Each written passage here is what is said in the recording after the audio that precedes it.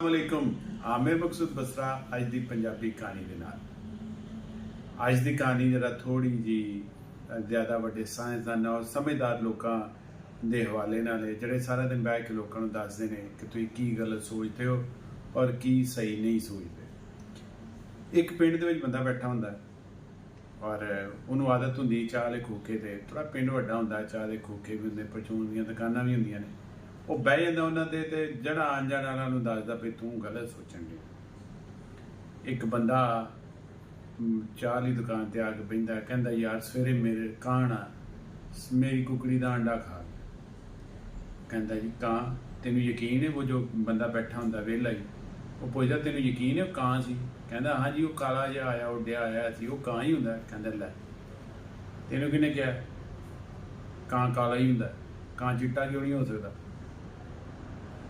कहता कां चिट्टा क्यों नहीं हो सकता भाई, मैनू की पता है।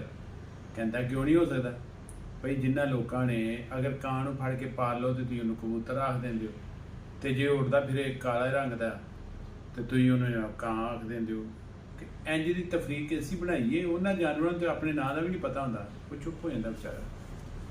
थोड़ी देर बाद वो कहता जी मेरी यार हुण तू 2 अंडे दे दे, मेरे अंडे जड़ा अंडा सी वो तो कां खा गया। वो फिर कहता तू फिर कां क्या? कहता नहीं मादरत काला कबूतर खा गया। तो वो को अंडा लेंदा ते तुर पैंदा। शाम नूं आउंदा फिर किसी होर काम तो फिर उत्ते बैठा हुंदा। कहता यार गल सुन आ सरफ दई मैं मझ नवाणी। कहता मझ तू किवें कह सकना मझ? कहता वो काले रंग की मझ हुंदी। कहता ते लाल रंग की गां हुंदी। कहता तू किवें फर्क कर सकना? तू उन्होंने मझ क्यों नहीं आंदा, उन्होंने गां क्यों नहीं आंदा? इन्नी देर च ना वह वालद भी पिछों बुढ़ा बेचारा तुरया आ रहा होंदा। वो आके वेंदा कि बहस हो रही है, वो जुत्ती ला के 2-3 अपने पुत्र के सिर च रख लो। वो जरा बेचारा जुत्तियां खाता है, वो कहता अब्बा जी क्यों मैनू मारन दे? कहता तेन सरफ लैन भेजिया कि मझ नवाणी। कहता अब्बा जी ये हुण मैनू सरफ ही नहीं लैन देन दिया, तो मैं हुण किवें लैके जांदा वापस? कहता तेन जुत्तियां इस गल तो नहीं पईयां कि तू लेट होया, जुत्तियां इस गल तो पईयां कि तू ये बह के ये खलो के तू बहस क्यों करन दिया? तेन नहीं पता कौन है? वो कहता कौन है? कहता ने मुस्तकबिल टीवी एंकर लगना। ये वाला आर्टिकल आपने देखा?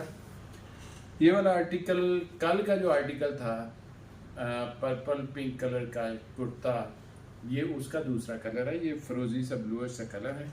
ये 3000 में आपको फ्री होम डिलीवरी के साथ मिलेगा, जस्ट 3000 में। मकसूद.pk MAQSOOD.pk। फैब्रिक बड़ा मजे का, थोड़ा सा शाइनी है फंक्शंस के लिए और कैजुअल के लिए तो वैसे ही आपकी मर्जी है, लेकिन ज़्यादा मजे का ये किसी ना किसी फंक्शन पे लगेगा। मैं अब इजाज़त चाहता हूँ। MAQSOOD.pk। अल्लाह हाफिज़।